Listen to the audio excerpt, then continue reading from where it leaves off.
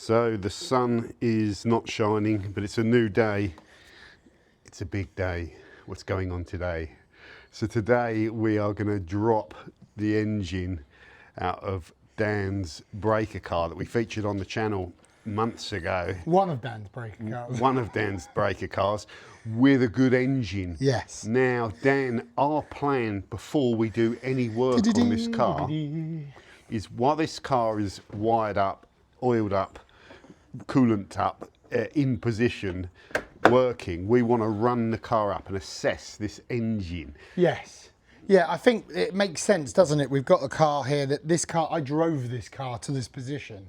This car drives, although it's got no brakes, but it does drive, and we drove it all the way back from Kent or wherever we picked it up. It's a Tiptronic, so it's not the nicest thing to drive, but it drives, and the reality is it runs pretty well, and it had a rebuild about 20,000 miles ago. It was some 7-8 years ago, but it looks like from the paperwork, we'll go through that. Yeah. It's had the big end bearing done, the chains, the tensioners, the guides, all the things that fail in these cars, it's had done.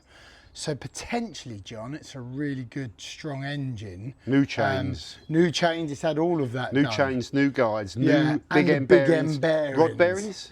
I believe so, yeah. We'll go through the list. But it looks like it's a general, no machine work. IMS? IMS was done, yeah, but I don't like the IMS they put in this. It's the LN one that's kind of renowned for, the early one that's renowned for a few problems. You'll be fine, you'll be fine. Might be as long as taking it's that new. out, put Porsche as long as it's new. So, yeah, based on that information, it tells me this engine's probably got some life in it, John, you know, good life in it. And if we get this out, clean it all up, it's got a few oil leaks, deal with all the oil leaks, take all the ancillaries off, replace all the known failure problems, AOS, oil cooler, the flap system we're dealing with. Also make some modifications to the engine to potentially gain performance, such as AC delete, power steering delete, modifying the intake system we've already spoken about, new injectors, just to get the maximum power out of it. And then run this as a track engine in DTC for the next couple of years. That's the option. The other option is to split the engine, inspect the bores, retime it, service the vario cams. And if you go down that line, you end up going down another bearing. You just go all another out. Rabbit hole, and then then the costs come in. Yes. So my thoughts and what I was discussing with Dan is that really I'm hoping that this engine fires up. We don't get a load of horrible rough running. We don't get any signs that it's bore scored, because we can scope it later on when it's on the bench. Yeah. We probably will, but we have a fundamentally good running engine that comes up to temperature. We put it on the durometrics. We look at things like fueling. We look at the O2 levels. We look at the cam deviation readings. We look at everything we can on the durometric, just you know, to make sure it's running, not misfiring. And then once we're at the stage, and oil leaks are the problem, because when we drove this, when Dan went to inspect it to see if we wanted to buy it or not, there's oil coming out of all sorts of places. Yeah, so we need to identify where the oil's coming out. It's good to try and do that while it's running and the oil gets up to temp, but ultimately, when we drop the engine, we get access. We should be able to see the oil before we clean it. We'll be able to see, and we can film that and show where we've seen the oil. We need to get that oil leak fixed, because if you put it back in and it's got an oil leak and you need to drop it again, that's a disaster. The disaster is really putting the engine in and having to drop it again. Yes. It's a bit of a pain. Oh, it's actually engaging as parked now, so it is ready to start, John. Do you want to start it up then, Dan? Yeah, let's crank her. So I'm not worried about that tapping noise. No. They all knock. Well, they all do that, especially when you they're start cold. them anyway. Actually, that's not even as tappy as mine. No, I did just put some fresh oil in the top. So. Have we tightened up the header to the back pipe? Is that on tight? I believe we done it fairly tight. I don't think we done it full tight. It's blowing from there. Yeah, I don't think. That's fine. Actually, that is your exhaust. Oh, that's the why it's blowing flexi. for there. Oh, actually, yours is blowing from here, or is it blowing from there? But this is your old exhaust, so this was blowing. I did tell you it was blowing, and you said, let me tell you something. Blowing from there. It's good to know. There's a hole in the flexi. We're not worried about that. But we're going to put this back on your car, but once we get the flexies deleted, aren't we, and any blowing dealt with. But I tell you what, so far, just she runs good. that's just a completely normal, good startup. There's no, because that exhaust hasn't been sitting too long, it's not full of condensation, but we've got very little smoke on startup, which is good. You know, you're going to get some smoke, but I mean very little. There's nothing there on that startup to suggest that engine's knackered. Car Wheels Garage Engineering Company. Remove engine, strip down and check for wear. Found crankshaft main big end bearings to be excessively worn. Also crankshaft heavily marked. Saw second-hand crankshaft. Thoroughly cleaned engine inside and out. Reassembled source using new main big end bearings. Removed IMS bearing. Cleaned out lube. Inspected bearing to be modified. Twin race bearing in excellent condition. So refitted. Alright, that's good then, that can stay. What bearing? It was a twin dual row bearing in excellent condition. Replaced all timing chains, sent away both cylinder blocks and cylinder heads for refacing, stripped both heads, cut and lapping all valves, reassembled using new stem cells, refit heads, thermostats, hydraulic tappets. So the valves have been serviced? Yeah. Replacing all gaskets, seals and fitted low temperature thermostat, new breather unit, refitted engine allowed. So it's basically, it's been an rebuilt. overhaul build, isn't it? And it's got all the right parts on it. Apart from the actual cylinder work, but even the heads have been I skinned. don't know why I thought it had an LN IMS bearing. It must have been another one that had that. And it hasn't had the rod bearings done. No. But they're less prone to failure. The big end bearing is the thing that's going to go, if it's going to go. Porsche engine gasket, seal and bearing set, over £1,000. And this was, well, plus the VAT, it is over £1,000. And that was quite a while ago, 2013. So I would imagine that's... What mileage on the car? 100 and... it's on 120 now. She's on 126 and I'm sure it's like 106 or something like that. It will say the mileage on the front of that. Yeah, it does somewhere. I've seen it on the build somewhere. It's not that one, that's an invoice number. I added it up with another date maybe. Yeah, let's go for another date. So this was July 2013. Rebuild's done. If it's like 10, 20,000 miles, that's nothing. And it would just be silly to, I think, well not silly, but it'd be a lot of work to split it all down, and when it's got new chains, big end bearings, and the cam, you know, the heads have been skimmed, the valves have all been done, you know, the valve gaskets and everything, and it seems like it's running good. That's absolutely completely normal to me. Well, what do I know? But same year, John. Earlier that year, April that year, it was on 104,000 in April that year. This was July that year. So it's done about 20,000 miles. So it's done about 20,000 miles. Prudentially, I'm pretty sure from old MOTs, it was around 106 when they done it. Your coolant's clean. I know it's got... Let me pull it forward a little bit, John, so it doesn't fill up the garage full of... because we've got to work in there at some point. I've got no brakes, so I have to kind of jolt it. It's starting to warm up now, a bit of smoke. Oh, it won't let us get it out of gear, will it? I think that's just condensation. I've got to do the cheat. System heats up, I think, but we'll keep it running. Eventually, I mean, it's not unusual, it's very similar to what mine kind of does. Doesn't sound... If it's badly, I mean, I don't think it could be badly bore scored after 20,000 miles of a rebuild. They'd have inspected the cylinders as well. There's no way you'd do all that work and not inspect the cylinders. So they chose not to do any cylinder work on it, which is fine. It sounds like the rebuild was have a look at it and do what they think needed doing. And the big end bearing is the big thing for me, but it's great that all the valves have been serviced and everything, so that should be a really good engine. I say really good. It shouldn't have all these oil leaks, that's the only thing.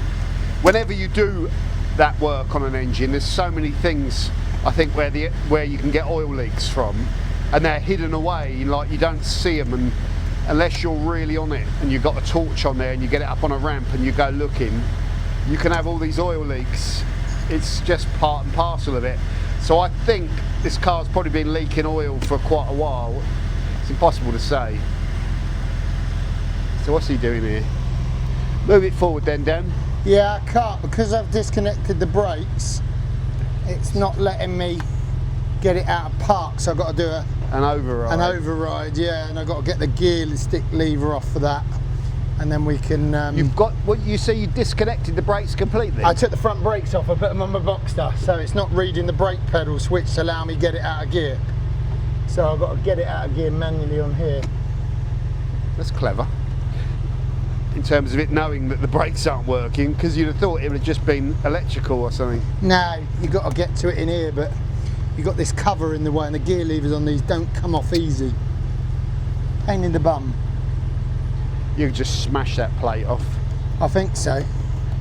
Well, mind you, no one buys those, do they? Well, the centre console's in really good condition, so I don't want to scratch the centre console too much. I don't mind the plate.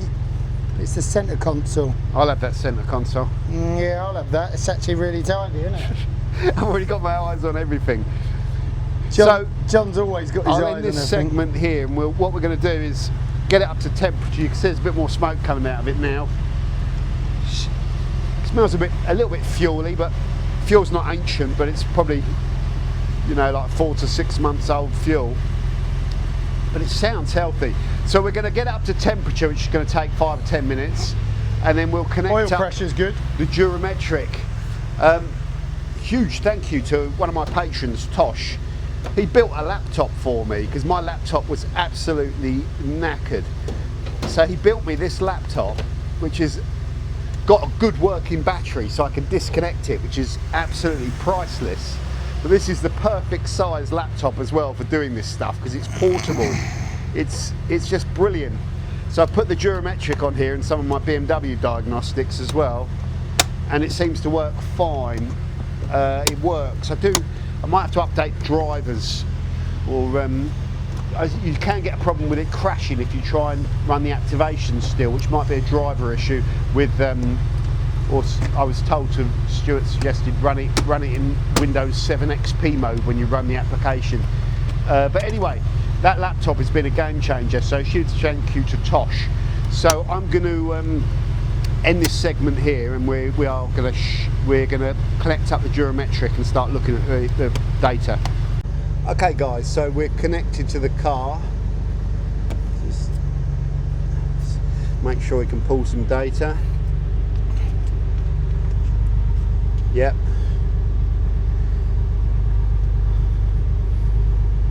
Okay, yeah, we had to, that was mechanically jammed. Yeah, because I took the brake calipers off, so the car knew it had no brakes. It's quite clever for an old car, isn't it? It was like, you don't have any brakes. Oh look, I've got a crack in my windscreen I never had before, John. Yeah, that's my whole windscreen. Yeah, I wonder where that come from. John, it come from John. Got good airflow. Yeah. Good idle airflow. Very good. 25 at 1,000 RPM. So it's idling a little bit high. Yeah, but it's not been run for a while. That might have something to do with it. So it should idle down at sort of like 650. Yeah. Normally they idle. She's idling high, isn't she? She's 1100. They normally idle at about 800 on cold, and then they drop down to about 650. So it's hard to know actually. So your airflow's up because your idle's up. I wonder if the throttle.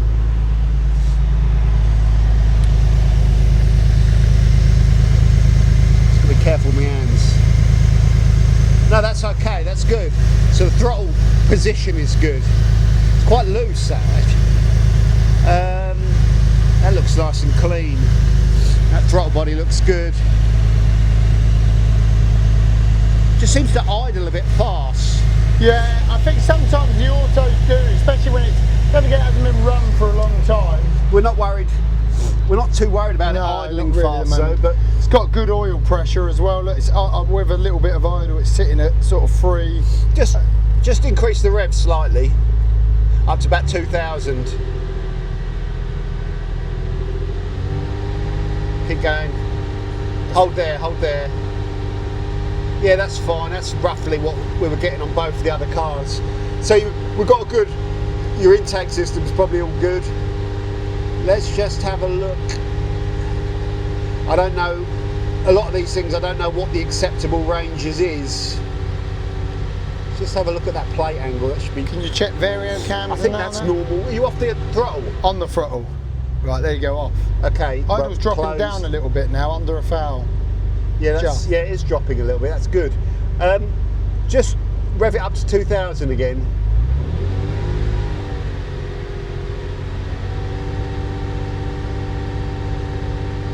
We'll clean all the throttle body out. There's no reason to think that's not working. Oh, there, what's going on there? Through a bit of a wobbly. I just want to get the temperature. Temperature's not quite there, but it's getting there. But this has got a low temperature thermostat. Oh, there we go. Yeah. So it's probably sent temperature. It's probably sent it to the rads already. So it's still coming up to temp.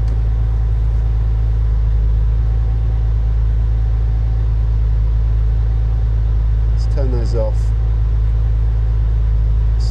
Oh, let's just see if we've got any fault codes as well, because that'll be useful for us. Well, I'd imagine you've got brakes and ABS and all that. No, fault codes. Engine. I want to read it.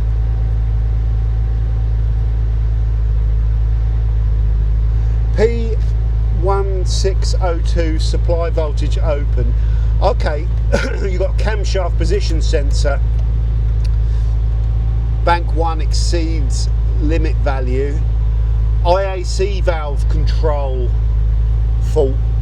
And camshaft adjustment, bank 1. So that might explain your idle, possibly, if your idle control valve is not working properly. It's not working. I'll clear these. Yeah, let's see if they come back. And is that MAF? P1602 supply voltage, is that MAF? I don't know why that's ringing in my head as MAF. I think I had that. So let's just erase these codes. I've got the errors on camera, haven't I? Yeah, so let's erase these. Bank 1 cam position sensor. Okay, crankshaft adjustment, bank 1. Sorry, camshaft adjustment, bank 1. So, is that a sensor fault, or is there a problem with the actual cams on bank 1? That's something we need to speak to Stuart about. Yeah. I can't clear that though. So it's throwing up an error that the cams are off. That would cause you timing issues, wouldn't it? Potentially, yeah. But it would be when the cams, maybe you'd notice it under activation at higher revs. So if we go into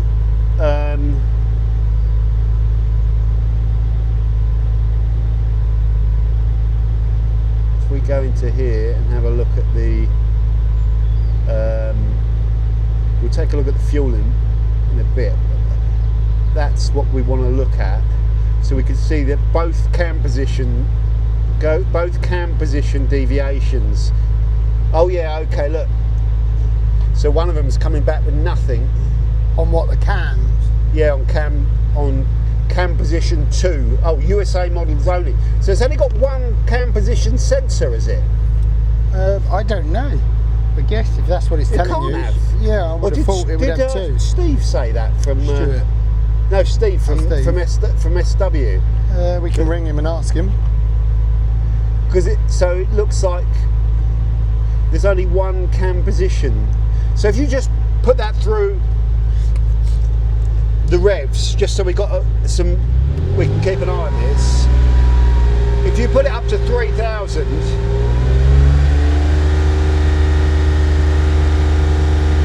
it's not, the data's up higher. Nothing. Oh, okay, stop now, stop. So it's not moving, so your cam can't be that knackered, so it's got to be the cam position sensor. So we should make a note of this, really. You're filming it all, so we have to keep these video as I think you might have a faulty cam position sensor. Again, we can ask Stuart that. Yeah. Have you done this test on your car then? And yeah, you got a different reading? The deviations should move. Right, and mine isn't on one side. Yeah, I don't. Let's turn that off. and let's have a look at the fueling. Well, let's just have a look at the O2 readings. These should be like about 1 to, and then they should go up to like, so mine are more consistent, but I think both my lambda sensors are new. If you just go up to like 2,000 revs, they should climb up to about 1.3. Bit more. It's over 2,000 now. Keep going a bit more. Yeah, they're climbing a little bit. Bit more.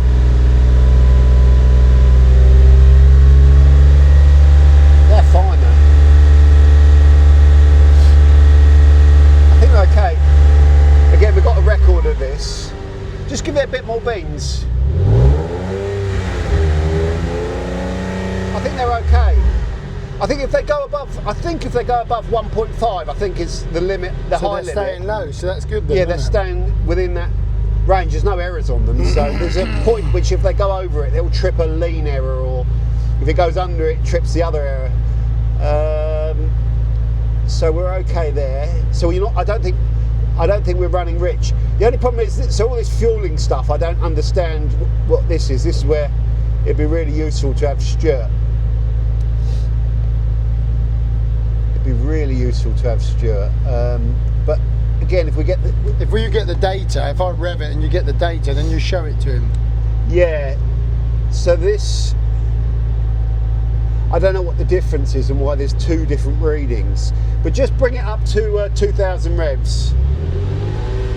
As long as both sides are consistent, then that's good. But then again, why is that not moving? Oh, it is. Is that still plotting? It's about 2,000. Why is, okay. Just go up a little bit more. 3,000. I think I'm looking at the wrong thing here. That should be changing. There should be more fueling, I thought. Anyway, we'll just collect the data. They go up to 4. Bring it down. It's still updating, but these figures aren't moving. Oh, what's going on here? Okay. I'd have just expected those to track a little bit more and move. I could be looking at the wrong thing. Anyway, we've got that. Let's just make sure, have a look at that list, make sure I'm not checking the wrong thing. Vario cam? Well, that's the cam deviation. Oh, right. That didn't move. Oh. There's not much else we can look at that I know anyway that makes any sense. The main thing is we've collected that data. What we want to do now is check for oil leaks. The belt seems to be running nice and smooth, looks reasonably new. So what we want to do now is I'll end this segment, we'll get a torch and we're going to go and look underneath for oil leaks. Okay, we're rolling. So we've just been talking to Steve. The cam, only has one cam position sensor on bank 1. He was worried about the figures because apparently with the cable throttle that figure doesn't move, but the error, the open circuit error to the cam position sensor suggests that it's probably knackered, we can't clear it, so we will change the cam position sensor. We also don't think the vacuum system, the old resonator flap, is working. There's no vacuum at idle, and it was all the switch that failed on mine was all disconnected, so perhaps the vacuum system is either not in there or leaking, but there's no vacuum.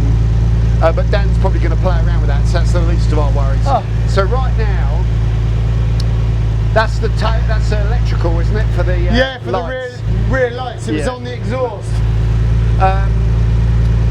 So what we're going to do now is back this into position. What being the operative word? Yeah. Oh, it's all melted, is it? It's been melting on there. Well, I don't need that. So we'll back it in, we'll shut down. We're pretty happy with the engine, actually. Yeah, it seems to run good, doesn't it? Just the high idle, we're not too worried about that. Yeah, well, we know that could be an idle control valve problem or a vacuum problem, so we're not bothered but that about idle control valve either gets blocked up or leaks, and it doesn't tend to cause a high idle. What was the MAF reading? Did you get, was that all Yeah, it was fine, airflow So was the fine. MAF works, got a good working MAF sensor. Yeah, I mean the idle control valve could be stuck open. Yeah. There's no gasket on it as well, which worries me. But anyway, it's an accessible thing that we can deal with later. The engine runs good. Now it's up to temperature. It's clean with no smoke as well. You know, it sounds smooth. It sounds nice. It doesn't feel like it's misfiring. It sounds good, doesn't it? Yeah, so I think there's fundamentally a good engine there. Oh, we'll roll it back and then we'll get it up and look for oil leaks. Yeah, and then we'll drop the oil. Yeah. Okay, guys.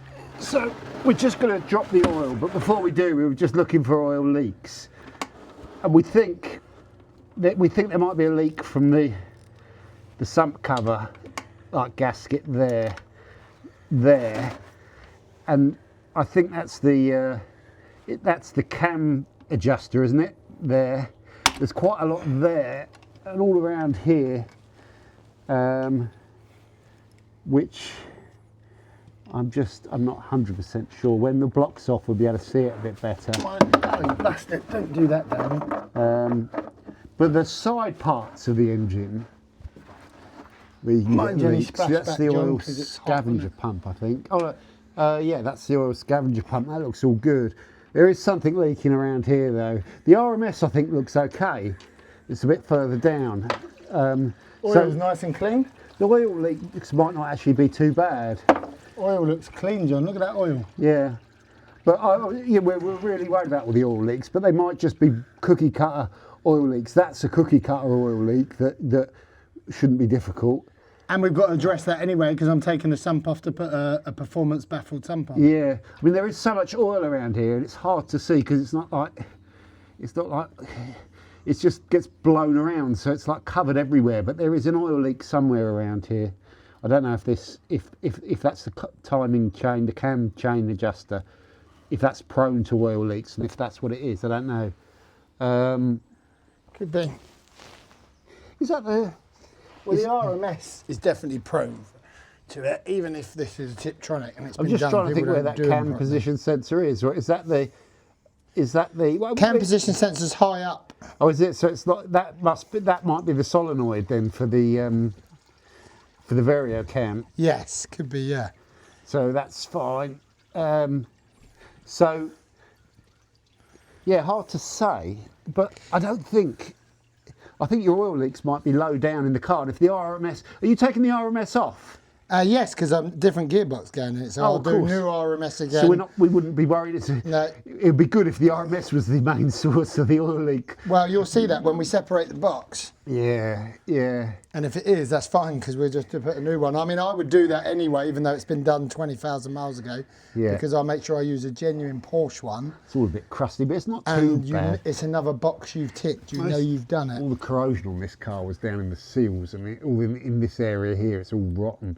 That's why the car was really probably, not worth doing. If it was a really good shell and you had a really good engine, if it was a Manuel, if this car had been a Manuel and it wasn't so rotten, it would have been worth just fixing these oil leaks and then just driving it. But because Dan needs the engine and because it's rotten, we talked about this car really was a breaker. So we're just going to let all of that oil drain out.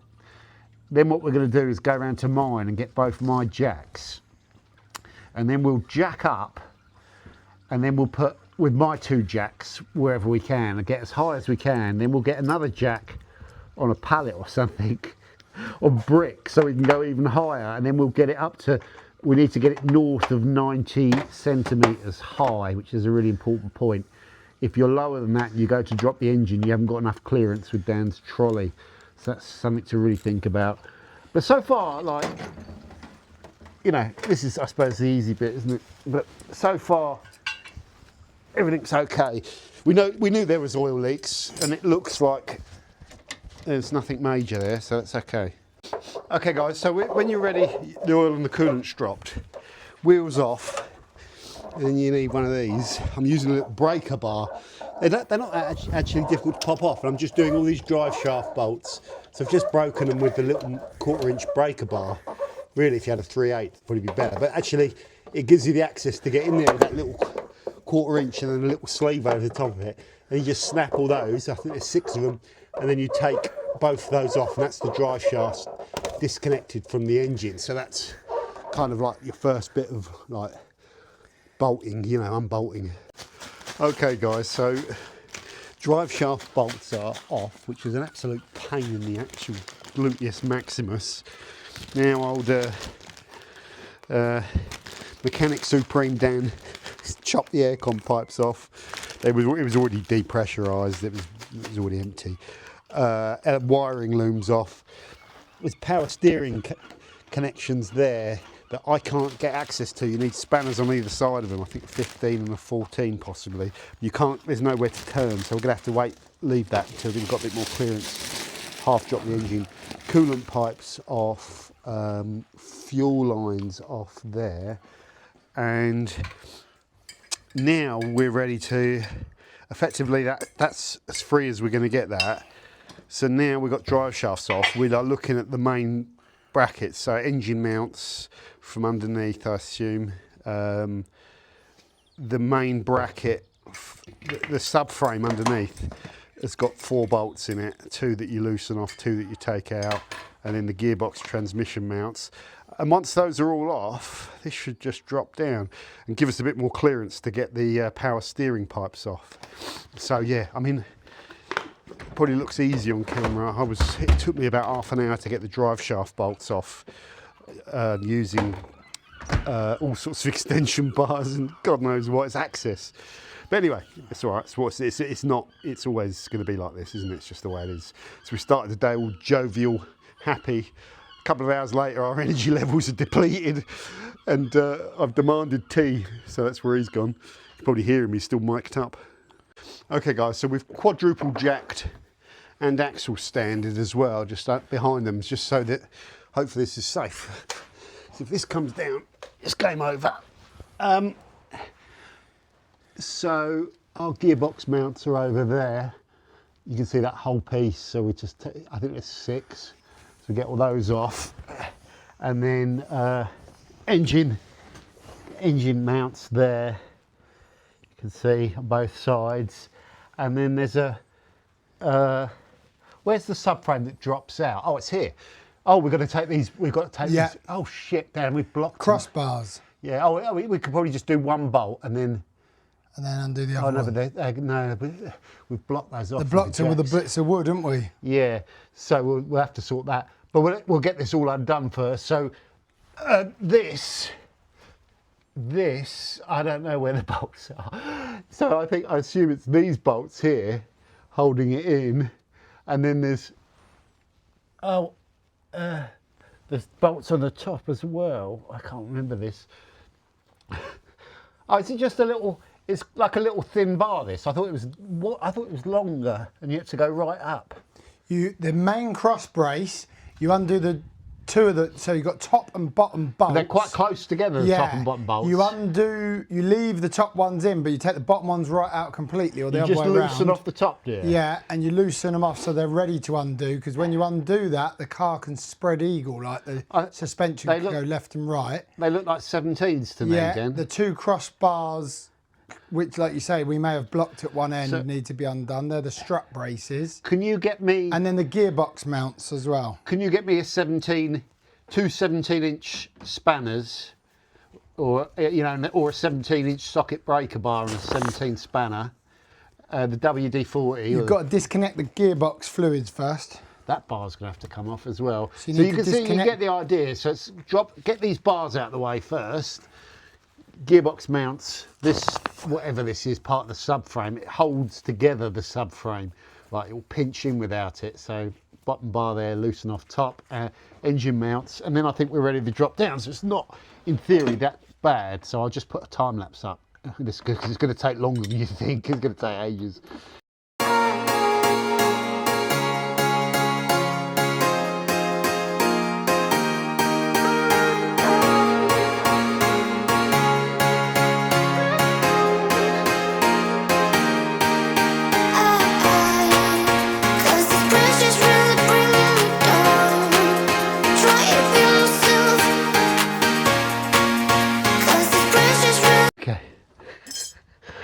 This is a particularly challenging part of the drop. The top subframe connect bar bolts.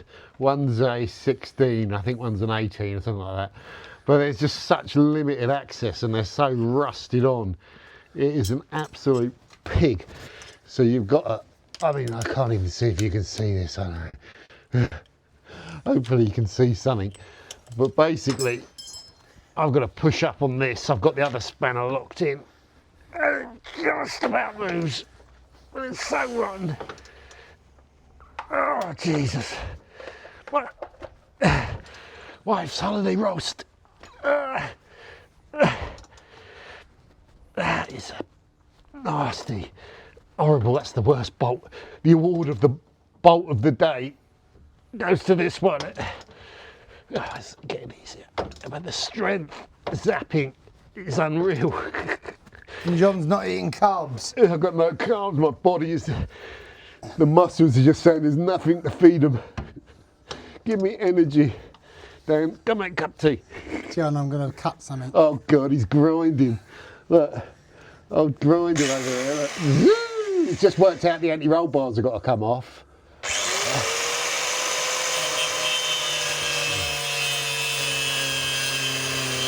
And it's all seized on. Where's that fuel line? God knows. I've got my eyes closed.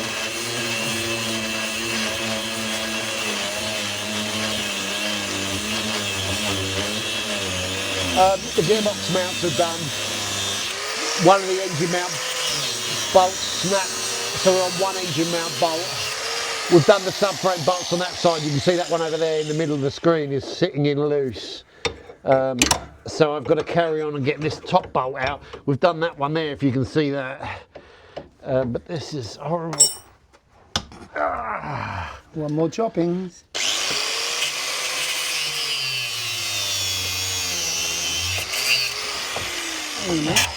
While it's turning, you just got to go. Jesus.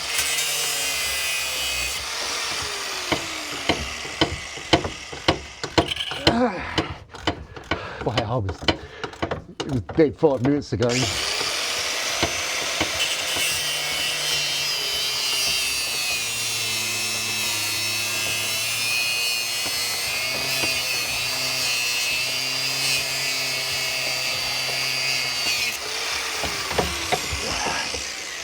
I'll see if there's anything still connecting that, but according... yeah, if you don't mind, Nick. I think it's off. That'd be cool. It's off, yeah. So There it is.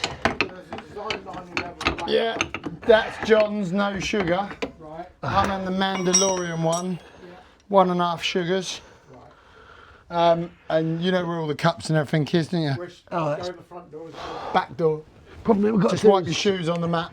slide that bolt out that's in there. You can see the head of the bolt in there somewhere. We've got to get a spanner and a hammer on that to knock the bolt through a bit like we would here. But all the weight, I think, is on that top one. So that's the bottom one. We'll keep that in place, because if we take that out, the engine's that's gonna want to drop, and the engine's gonna want to, the subframes are gonna want to pinch together. So there's, you can see the normal subframe there, and then it's just a three-piece subframe. So I'll stop recording now so I can crack on with this. I've got to get that top bolt out, leave those two in place, get the other engine mount on. We've got our trolley there holding some weight. We're double jacked and double axled, so yeah, we're pretty, well, it's reasonably safe. But I mean, don't do this, you know. I'm sure there's guys that have done this on their driveway, but it's you know, it's a lot of spannering. It's, you know, for some people this is just run-of-the-mill stuff, isn't it? But this isn't all that easy. It's a pain. That's the word I'm looking for. Okay guys, so transmission bolts are out. You can see the subframe brace is out. Engine mounts are out. Weight of the engine is sitting on the trolley that we're going to use to drop the engine down. The problem we're going to have is clearance on the jacks. So we think if we put the blocks of wood upright, because we're not going to be underneath the car here, so if it doesn't clear, or if it, worst case scenario, it fell off the blocks, it wouldn't. It's going to sit on the engine. So it's not a risk, but it's They'll just add whether on or the not. axle stands. Yeah, it's just whether or not we got enough clearance with those blocks. We seem to recall pallets were involved last time. Yeah. But we're going to have a go now. So that engine, it should all be free, shouldn't it? Yeah. So we're ready to go. Well, it's taken us about 3 hours, we reckon, to get to this stage. About 3 hours to get to this stage. And yeah, it's not been fun. My hands are aching. Look, the engine's away, John. Look, if I jack the body, the engine's away. Yeah, dear, careful, because we want to drop it rather than jack it, don't we? Yeah, well, we've got to jack the body up high to get the clearance. We've got to drop the jacks to get the blocks the right way to get the blocks the other way around. So we're going to proceed now with playing around. We've got to do the 2 last pipes now. We've dropped. We got the clearance. We can do them now. Yeah, we'll do those. So we could do the power steering pipes. Yeah. Okay, so we'll be back when we're ready to drop.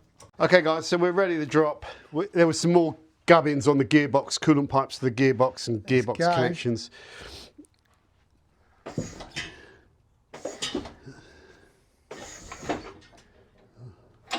Voila. Done? She's out. Is it clear? Yeah. So you can now put that frame in there and pull it. Go forward or go back. Unfortunately, I've put the handle in at an angle, so I'll have to... I've got to get the wheels over the little bump now. That's it. Just check that last cable's coming away, John. Looks, yeah, it's good. Ta-da! Valentino! God, that was a pain. There's all this gumph down here. A lot easier with a manual box. With the auto box, all this gumph is just all extra work. And obviously with a manual, we don't have all that hassle, do we? Yeah, there she is. Now we can get a good look at this. We're going to go around and look at this engine and see what we can find that's wrong. And that is 200 or 300 kilos. That's about 300 kilos with that gearbox all bolted up like that. Yeah. That's why the little trolley jack's struggling, but we disconnect that gearbox. Right. Okay, guys, so like this is the initial walk round of the block. So fuel rails are corroded. Yeah, standard. These exhaust brackets are okay on this side. They're coming off for this. You're not going to need those, are they? I don't run the exhaust on the side. It's a bit crusty there on the fuel rail. The major oil leak that we suggested we could see from the... We thought it was the cam timing chain cover. It's the bellow on there. I mean, that is a major oil leak. Look at that. You've got half a field in there. That's the AOS bellow starting to fail. So my guess is when they put the engine back together, they put the old AOS on, and the bellow was probably getting close. So that's been leaking for a long time, John. So that's a source of one of the oil leaks. It looks like some oil inside there as well. These are corroded. These are always corroded. These coil pack covers. That's nothing major. This was the vacuum system that was disconnected. And someone was telling me about this in the comments that on automatics, the vacuum system isn't just the flap; it goes to the gearbox and actuates a valve which lets in coolant. This vacuum system was disconnected like this. So look, it was unconnected there, unconnected here, and unconnected there. So it's broken. So you'd have had no resonator activation. Loose up there. No, that's okay though. That just pulls. That's fine. But there's no vacuum to actuate on that. So this car wouldn't have. The cooling system for the gearbox wouldn't have been great. The resonator system was broken, and you had major oil leaks, but nothing that uncommon though, is it? Because that's quite. No. I think that's quite a common. And if you look at this oil leak here, John, that's the rear stem.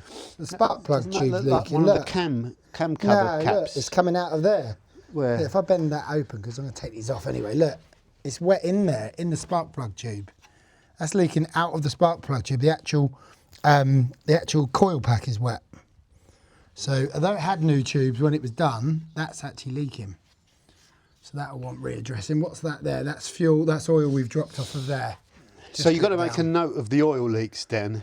So spark plug tubes, which I will do again anyway. AOS, but we still felt which I'm going to do. Oil cooler, which I'm going to do. Do you think injection, which I'm going to do. The sump gasket you're going to do anyway, because you're going to put X51. X51 baffled sump in it. So the oil leaks aren't a major problem because all of these peripheral systems are coming off anyway. Yeah, in fact, all we're going to, once we've cleaned this, we're going to completely dismantle it back to the long block. Yeah. So you've got the central block and your heads on it. Yeah. We'll then take the rocker covers off to inspect inside. You don't lose timing on this, do you? No. That's just an aux belt, so you can't lose timing on this unless you start messing around with cams and stuff. And bearing in breaking mind the block belt open, system, John, on the new engine, or adjusting it. This is your air conditioning pump. Yeah. This is your power steering. Yeah. My new belt system will go around here, will go over this pulley, under this tensioner, and around there. Those two will making be up gone. as he goes along. He's going And then here, around the back, so over the top. It will lose one tensioner. It will lose those two, and it will create a shorter belt, which will also increase horsepower because these are all a strain on the power. Don't think for 1 engine. minute you're going to be getting near to the power of my car then. This car's going to be faster than you, John. They probably will be. The other thing that's really interesting and exciting, it doesn't look like you're leaking on any of those, is that while this is all off, so you can take the intake system off, and Dan's plans with the intake are to look at, see, if you think this is like where's the bottleneck in the intake system? And does it go all the way? Where's those brackets? Where's those brackets? They're not brackets, they're manifolds. Are they? They're not intake manifolds. They're intake manifold. That's the bit that goes on top of the engine. That's this bit here. Yeah. So that's what I wanted. So if you think these go into the intake manifold, these plastic things, is this the final bottleneck? If so, is updating all of this a bit pointless unless you update these inlet manifolds? And what are the benefits and the gains? Obviously, you'd need to do throttle body. You know, you'd get a bit. You'd probably just have a cone sitting in front of it or whatever. So, where's your bottleneck in this airflow system, and is it worth messing around with the intake? Because the GT3 has a completely different intake plenum, but then it's a different engine. So, does it have bigger? Does it have a wider kind of bore on these, and so it can suck in more air basically? So are you weeing in the wind messing around with this? Should you just keep it stock or not? You can certainly get rid of a lot of pipes if you're getting rid of the aircon. A lot of this will free up so much space. You got fuel rails. Yeah, I'm going to do new fuel rails, new injectors. Okay. Same as your car. Yes, yeah. Because we know that gained you horsepower as it got back to the coil packs. We've got another oil leak here, One of John. the coil pack looks new. John, we've got another oil leak here. This is a breather to the top of the... there's some oil in here, but I don't know if that's just flicking round, but it hasn't been driven for a long time. John, got another problem here to take note. This breather here has got a lot of residue on it, a lot of leaking. So that's a breather valve for the cam. Yeah, for the cams, and also the wiring that goes to it, which is part of your wiring harness. See it there? Yeah. It's all broken. See that? Is that an earthing wire? It's an earthing wire, and look, it's actually exposed and broken, so that could have been a problem. Yeah. But for this engine, they all have that, don't this they? wiring Mine had all harness that. won't be used on this engine because this is an automatic wiring harness. Right. It's different from a manual wiring harness. So I have to use the wiring harness from my current car, has to go onto this engine. So I will be replacing all of this with my wiring harness anyway. Where's the cam position sensor, Dan? It's on bank 1, isn't it? Isn't it that? No. No. That's got something to do with the coils. Injectors. Isn't it in the middle in a funny place that you can't see it at the moment? What is that? What is that thing? That's a solenoid, but what was it to do with? The cam position sensor. No, that's the. It's got to be around here somewhere. That's your Vario cam, isn't it, in there? Am I digging in the right place? So it's a part of that, isn't it? Isn't it this? Hold on. Isn't it in there? That could be it there. Yeah. That possibly. looks like it. Could that be a pig to get to, that would? How the hell? Where's the bolts for it? Right, well, I think the next step, John, is let's get the engine and gearbox outside. Yeah. So we can wash it there. down. So that's, God, how would you get We'll snow foam it, clean it all up, scrub it all up, brush it. That'd be a pig of a job. To get that, if that's the cam position sensor, that'd be a pig of a job to do. Because it's right... Reggie's coming. Buried away. Okay, so we're going to clean the engine off now. We need to close up the intake. Yeah. Maybe bag off the alternator, although I think that can handle a bit of water. And then away we go. So we're going to snow foam this. Air intake's closed. We just sealed off the headers. We're not worried about water going into into there because that's all coming off. You know, with the power steering, we're not too worried about that. So what we've got in here, John? Surfx HD, just degreaser. So this will foam up, will it? Should do. It's about 2% PIR. Give it a bit of a shake, but it will degrease it. So we know where we're leaking oil from. So we're good to foam it, scrub it, power Oh yeah, wash it does it. foam up quite well, doesn't it?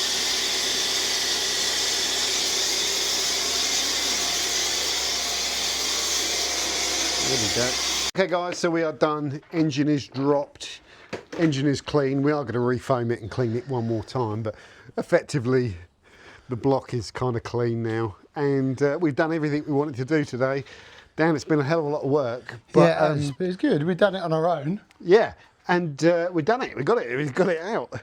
There's so many bits though. There's so many bits now. And that's just like the first phase as well. And it starts becoming overwhelming how many little parts there are and little subsystems and all that. Then we've got to break all that down. Then you've got to put it all together. Yeah, And then yeah. it never ends. This is just the beginning. It's just that major thing, but it's a big thing to get it out and get it done, wasn't it? It is. So I hope you guys found that interesting. I did. That's yeah, that's like a cool accomplishment, I think. So It's our today, second engine drop, but it's our first one alone. yeah, yeah, and yeah, cool. So thanks for watching, guys. Let us know in the comments what's going on. We'll tell you in future videos all the plans for this, and it's going to be. It won't be a standard engine once it's all done. It'll be a stock 3.4, but there's going to be modifications on it to hopefully help with the performance, which is the interesting part as well. Okay, over and out.